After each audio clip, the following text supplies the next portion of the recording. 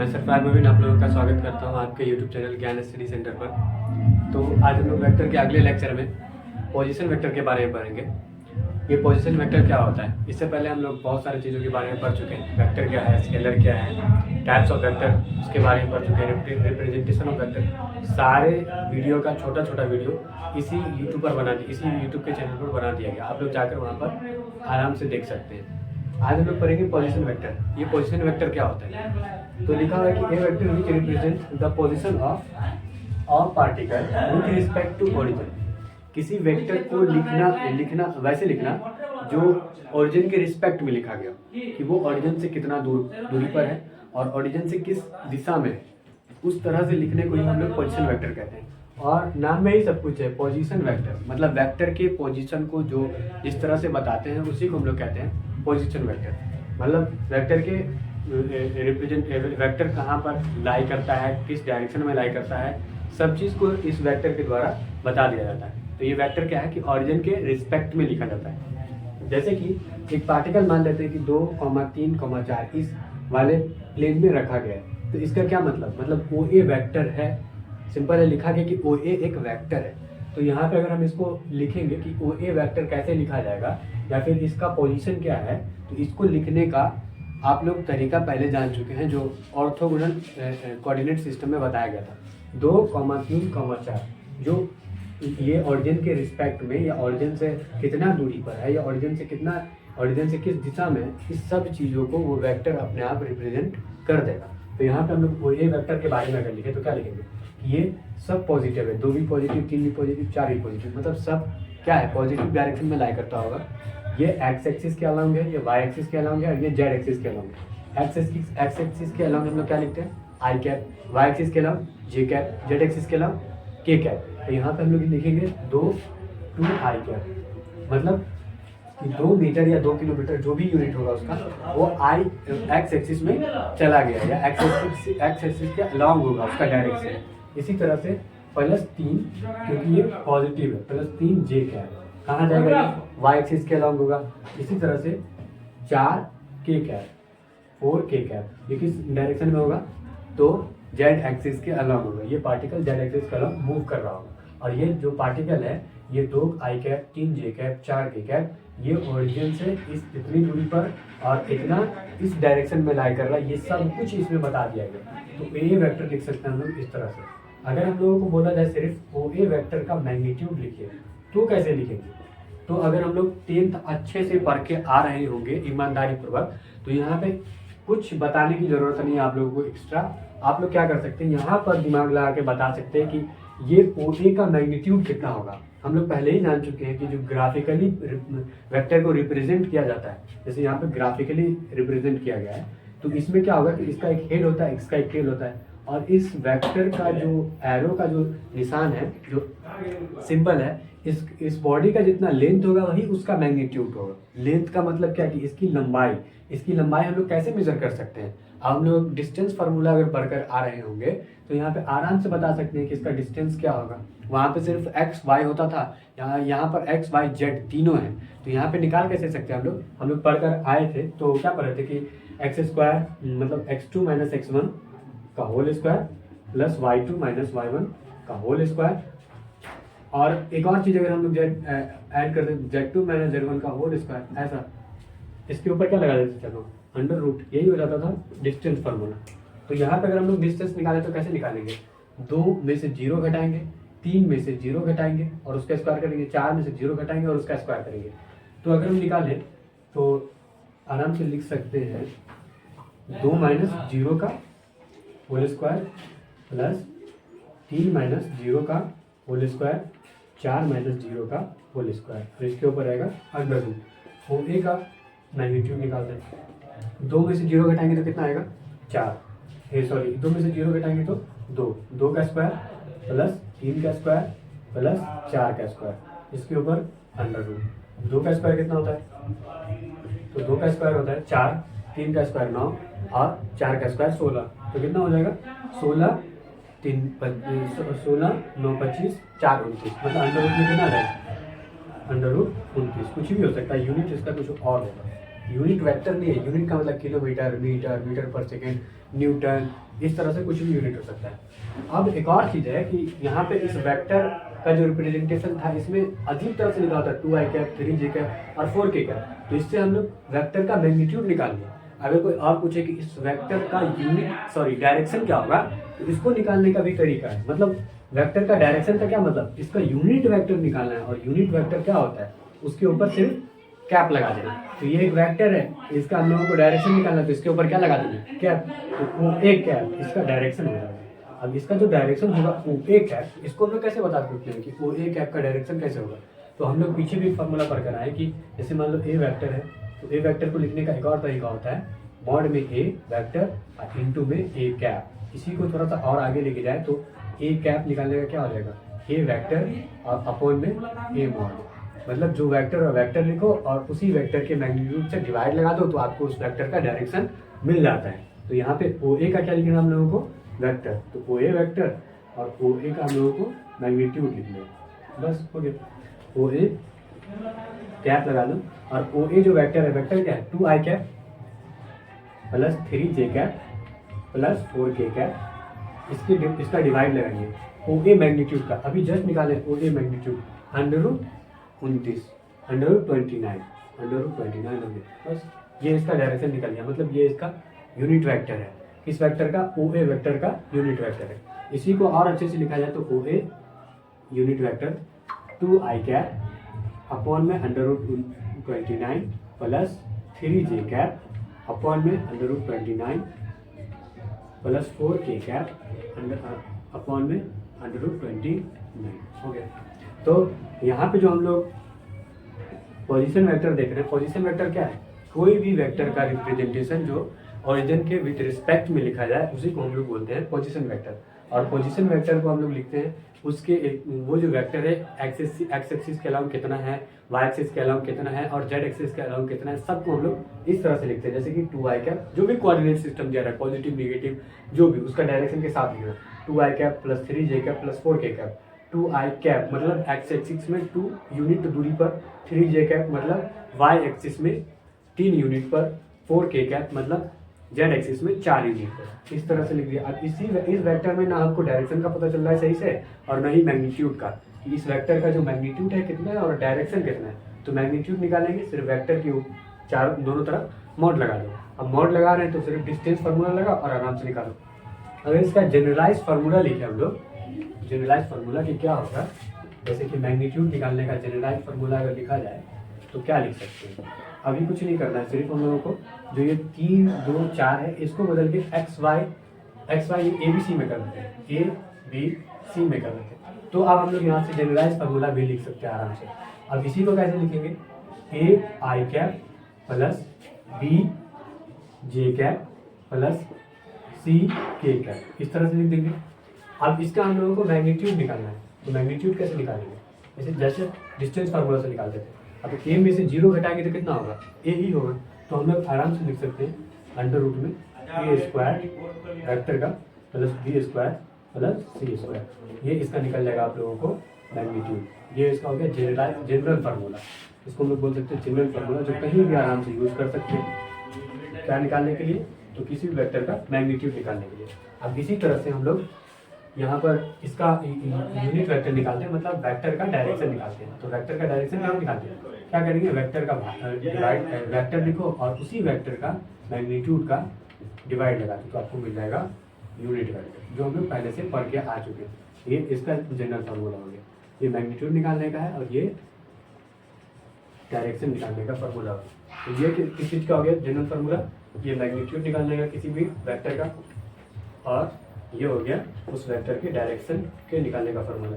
Direction ना बोलो तो क्या बोलो, ये यूनिट वेक्टर निकालने का एक फार्मूला होगा, जनरल फार्मूला, जो कि हम लोग पहले न्यूमेरिकल फार्मूला पर आराम से सब करके देख चुके हैं। तो इस तरह से पोजीशन वेक्टर निकालने का या समझने का तरीका है कि पोजीशन वेक्टर क्या होता है, a vector which represent the position of a particle with respect to origin.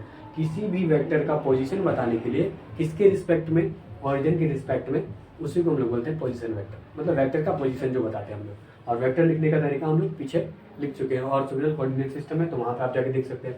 और वेक्टर का अगर हम लोगों को मैग्नीट्यूड निकालना हो तो ये वाला फार्मूला जो डिस्टेंस फार्मूला, इसमें कोई बड़ा फिजिक्स नहीं है, पहले से हम लोग पढ़ चुके हैं। मैग्नीट्यूड निकालने का डायरेक्शन निकालने के लिए क्या करेंगे, वेक्टर लिखो और उसी वेक्टर के मैग्नीट्यूड से डिवाइड लगा दो तो आपको डायरेक्शन मिल जाएगा।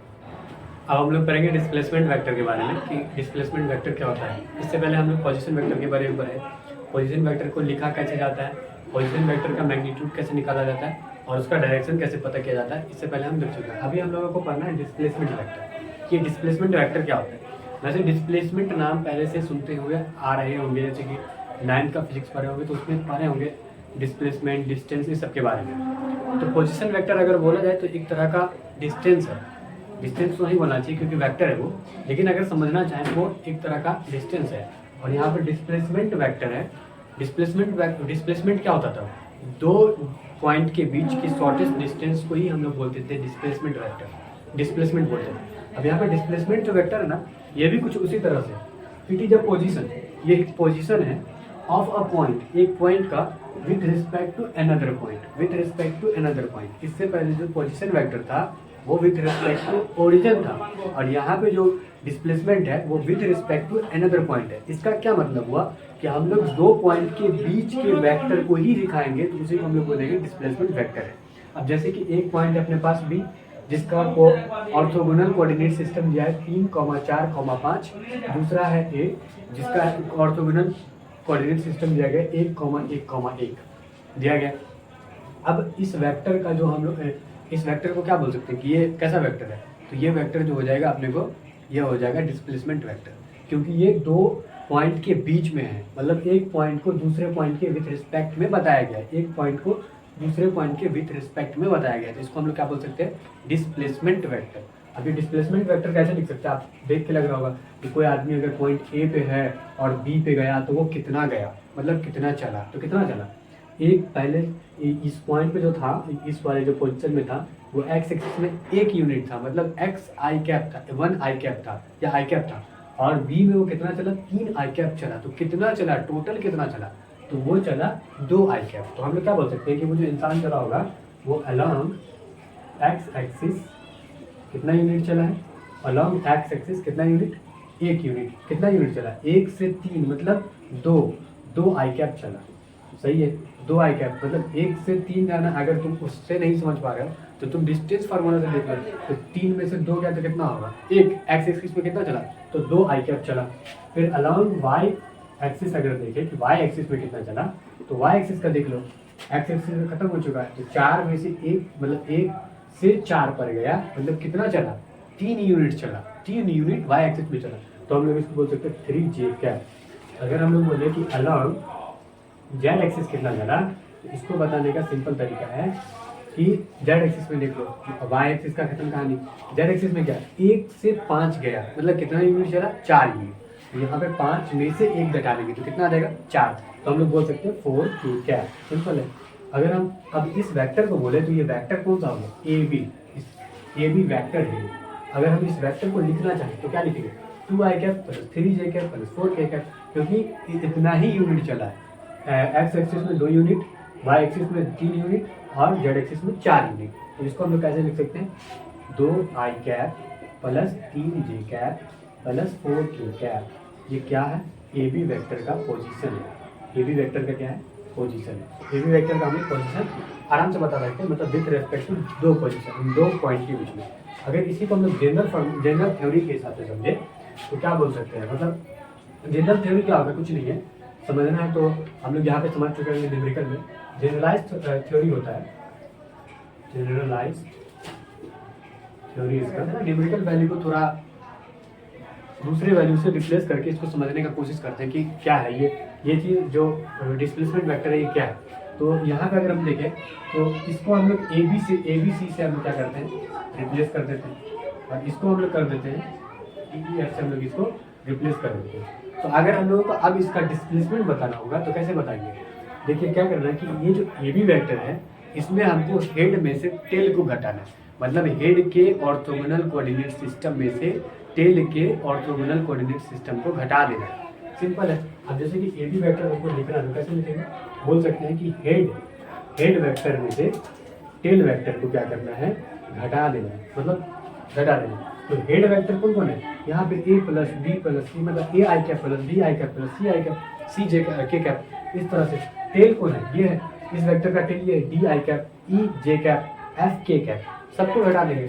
अब अगर लिखे तो ये वेक्टर क्या लिख सकते हैं यहाँ पे, हेड वेक्टर में से टेल वेक्टर को, वेक्टर बोलना तो गलत हो जाएगा, लेकिन बोल सकते हैं कि हेड के ऑर्थोगोनल कोऑर्डिनेट सिस्टम में से टेल के ऑर्थोगोनल कोऑर्डिनेट सिस्टम को घटा देंगे, तो जो वेक्टर है डिस्प्लेसमेंट वेक्टर वो हमको क्या होगा, मिल जाएगा। तो हेड का ऑर्थोगोनल कोऑर्डिनेट सिस्टम क्या है, A I cap plus B J cap plus C K cap हो गया, माइनस टेल का क्या है, टेल का b i cap plus e j cap plus f k cap हो गया।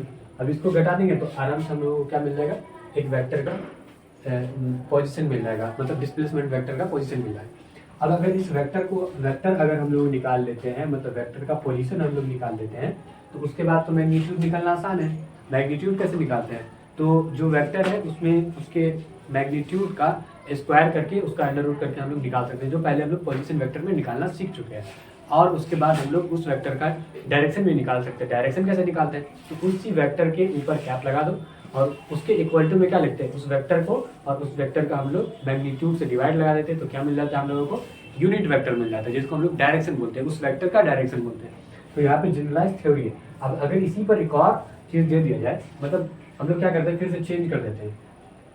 चेंज क्या कर देते हैं, कुछ वैल्यू रिप्लेस कर देते हैं। जैसे मान लीजिए कि हेड वेक्टर जो है ना इसका, वो है 4, 2 और 3, कुछ भी हो सकता है, और इसका मान लेते हैं 1 है। तो ये जो ए वेक्टर, ये जो टेल है, टेल का position 2 1 2, 2 I cap 1 J cap और 2 के कैप, बी का 4 आई कैप प्लस 2 जे कैप प्लस 3 के कैप, सब पॉजिटिव है, इसलिए। तो अगर हम लोगों को ए बी वेक्टर लिखना होगा, मतलब ए बी वेक्टर का पोजीशन लिखना होगा, तो अब हम लोग क्या लिखेंगे, जो ये जनरलाइज थ्योरी है उसी के हिसाब से लिखेंगे। ए बी वेक्टर बराबर क्या हो जाएगा, अभी ए बी वेक्टर बराबर, तो यहाँ पे हो जाएगा इसके हेड में से इसके टेल को घटा देना है। तो हेड क्या है, 4 आई कैप प्लस 2 जे कैप प्लस 3 के कैप, उसके पोजीशन को हम लोग ऐसे लिखेंगे, हेड के पोजीशन को, उसमें से हम लोग घटाना है टेल के पोजीशन को। तो 2 I cap plus 1 J cap plus 2 के कैप, हम घटा दो। तो क्या करना, जो भी सेम यूनिट है उसी में से उसी को घटाना है। अब ऐसे नहीं 4 में से, मतलब आई यूनिट के मैग्नीट्यूड को जे यूनिट के मैग्नीट्यूड से घटा देंगे तो गलत हो जाएगा। यहाँ पे आई वाले को आई वाले से ही घटाना है। तो 4 में से 2 जाएगा तो कितना बचेगा, 2 बचेगा, मतलब 2 आई कैप बचेगा। फिर 2 जे कैप में से 1 जे कैप घटाएंगे तो कितना जे कैप बचेगा, 1 जे कैप बचेगा, या फिर 1 जे कैप को हम लोग सिर्फ जे कैप लिख सकते हैं। फिर 3 के कैप में से 2 के कैप घट जाएगा तो कितना बचेगा, 1 के कैप बचेगा, इसको हम लोग के कैप बोल सकते हैं। तो यहाँ से देखने में पता चल रहा होगा कि ए बी वेक्टर का जो डिस्प्लेसमेंट वेक्टर है उसका पोजीशन क्या निकला, 2 I cap plus J cap plus के कैप। अगर अब इसके आगे बोला जाए कि इसी वेक्टर का आपको मैग्नीट्यूड बताना है कि इस वेक्टर का मैग्नीट्यूड कितना होगा, तो वो भी निकाल सकते हैं। कैसे निकालेंगे मैग्नीट्यूड इसका, सिंपल है, मैग्नीट्यूड निकालना। यहाँ से हम वेक्टर पता कर चुके हैं, अब मैग्नीट्यूड पता करते हैं। ए बी वेक्टर का हम लोगों को आप क्या करना है, मैग्नीट्यूड पता करना है। तो मैग्नीट्यूड करके क्या करता है, वेक्टर के दोनों तरफ सिर्फ मॉड लगा दो तो मैग्नीट्यूड निकल जाता है, और उसके बाद एक अंडर रूट, और उसके बाद जितना यूनिट वेक्टर का मैग्नीट्यूड है सबका स्क्वायर कर लो। तो यूनिट वेक्टर आई का मैग्नीट्यूड 2 का स्क्वायर प्लस जे का मैग्नीट्यूड 1 का स्क्वायर प्लस के का मैग्नीट्यूड 1 का स्क्वायर हो गया। ये भी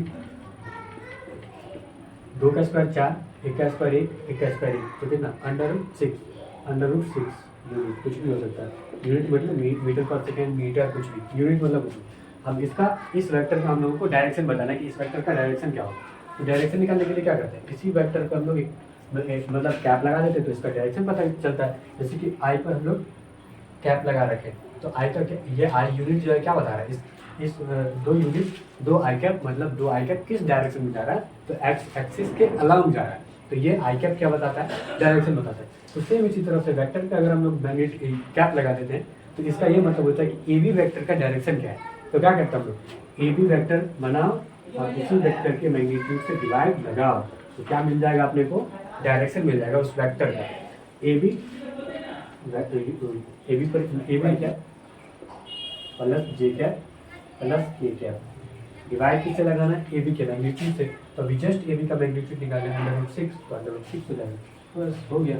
इस वेक्टर का यूनिट हो गया, मतलब डायरेक्शन हो गया। हम लोग तीनों चीज़ निकालना आसानी से सीख चुके हैं, जनरलाइज थ्योरी भी सीख चुके हैं। कुछ नहीं है, डिस्प्लेसमेंट वेक्टर दो पॉइंट, मतलब एक पॉइंट का दूसरे पॉइंट के विथ रिस्पेक्ट में जो पोजीशन बताया जाता है किसी पॉइंट का, डिस्प्लेसमेंट वेक्टर बोलते हैं। तो डिस्प्लेसमेंट के बारे में हम लोग पहले भी जान चुके हैं, जो पहले से पढ़ते आ रहे हैं।